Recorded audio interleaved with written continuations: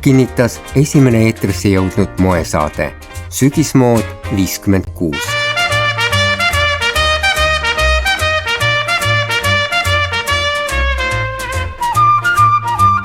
Samal ajal, kui Nõukogude Eestis kogus televisiooni jõudsalt publikut, siis üle lahe Soomes veel telesaateid ei tehtud.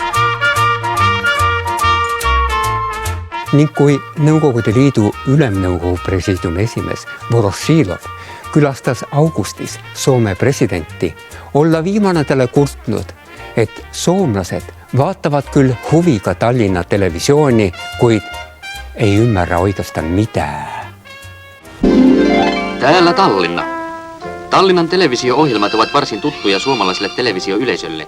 Sülle kukkunud võimalusest näidata kapitalistidele, kui hästi elavad hõimuvennad Nõukogude maal, haarati Moskvas kähku kinni ja juba oktoobrist läksid 18 aastat jutti eetrisse soomekeelsed saated.